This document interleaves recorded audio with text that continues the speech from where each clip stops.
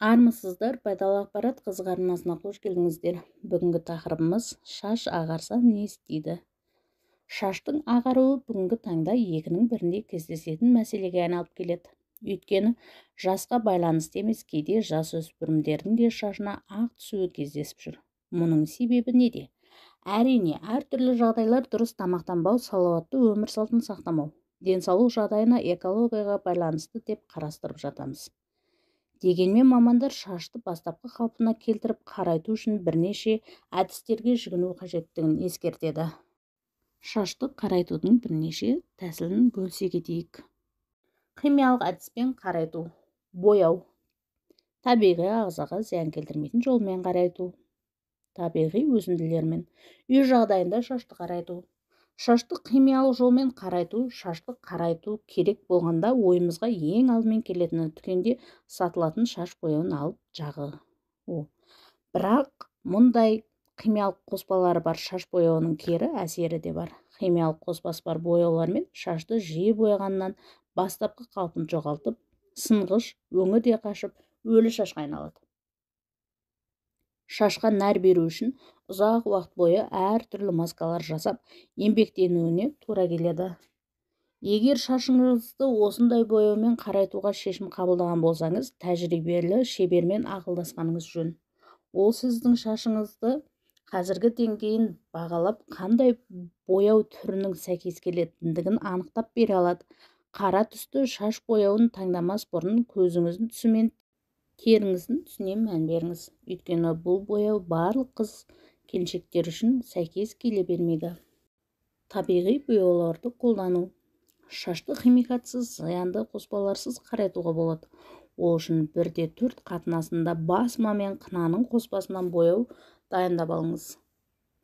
Қандай маркасын таңдағаныңыз маңызды емес, тек бар болғаны басманың өзімен ғана бояуға шешім қабылдамаңыз. Өйткені сіз күткен қара түс емес, жасыл немесе басқа да шаң түстес реңк шығуы мүмкін.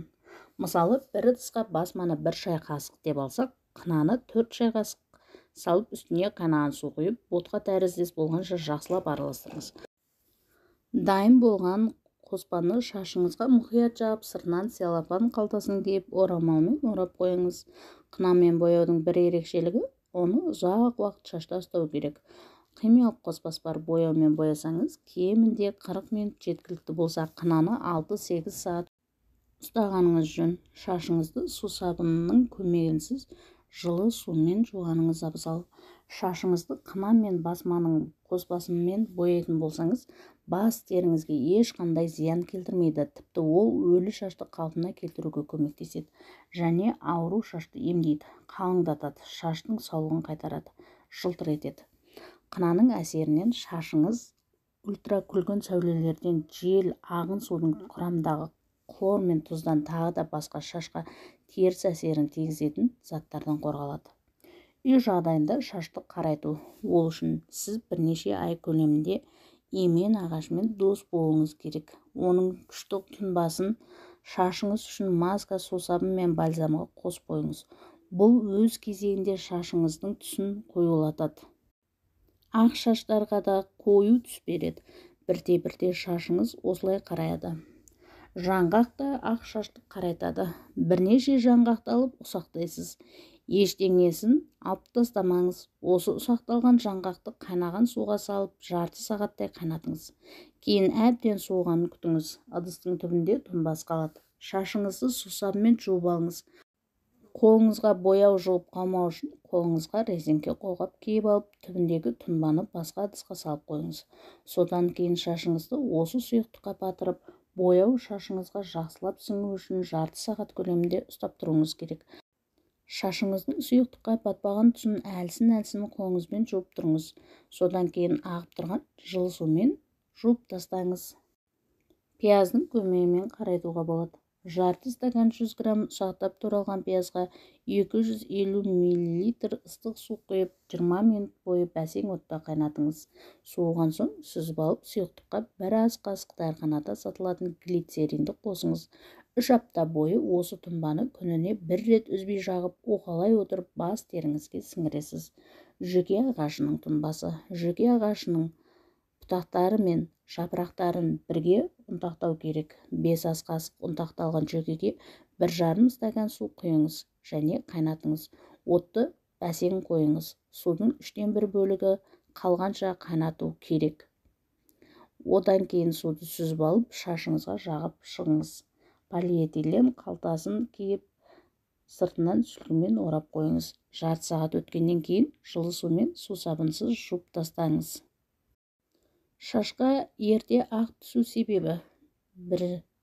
Жиі күйзеліс, 2. Генетика, 3. Дұрыс тамақтанбау, 4. Зиянды әдет. Ақ шаш санының азаюына мына кеңестер көмектеседі. Көбірек жалаң аяқ жүріңіз, табиғи шырындар көбірек ішіңіз, дәрумендер қабылдауды бастаңыз, құрамы йодқа бай тамақ жеңіз, тұшала жеңіз. Ванна қабылдардан 1 сағат бұрын шашқа қына жағыңыз. Ол шаштың ақтарын санын азайтады. Пайдалы шөптер мен дәмдеуіштер пайдаланыңыз. Алоэ вера тұнбасымен шашты уқалаңыз. Шашқа пайдалы маскалар жағыңыз. Күйзелістен қашыңыз. Зиянды әдеттен аулақ болыңыз. Ағзаңызға дәрумендер, органикалық заттар жетіспейді, немесе тұқым қуалаушылықтан болуы мүмкін, немесе дәрігерге көрініңіз.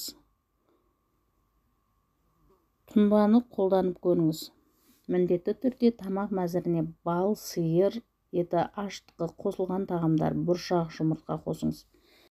Сондай-ақ шаштың ағаруына көмектесетін қоспалар: ақ желкен мен иісті желкен, шырғанақ майына араластырып шаш түбіне жағыңыз. Шаш түсіп қалмас үшін аптасына 1 рет өсімдік майымен сылап тұру керек. Түйе ошаған және шабдалы маймен сылау жақсы нәтиже береді. 1 ас қасық балшатыр шөбіне 1 стақан ыстық су құйыңыз да біршама уақыттан соң сүзіп алып, тұнбаны шаш түбіне ысқылап жағыңыз. 2 ас қасық итмұрынға 1 стақан қайнаған су құйып, 15 минуттан соң сүзіп алып, тұнбаны шаш түбіне ысқылап жағыңыз. Ол шашты қатайтады. Адам тамыр. Қиыр шығыста өсетін, Қытай медицинасында тамыр дәрі есебінде қолданылатын өсімдік. Адам тамырынан тұнба дайындаңыз. 10 грамм тамырға 200 мл су қажет. Тұнбаны басты жууға қолданыңыз. Ерте ақ шаш түскенде шаштың түбіне шие, таңқурай, қара бүлдірген, сәбіз шырынын жағыңыз. Міне біз сіздерге үй жағдайында және табиғи жолмен шашты қалай қарайтуға болатынын бөлістік. Шашыңыз сау, қалың әрі қара қалпында болсын. Сұлу әрі аман болайық ағайын. Келесі кездескенше сау саламатта болайық.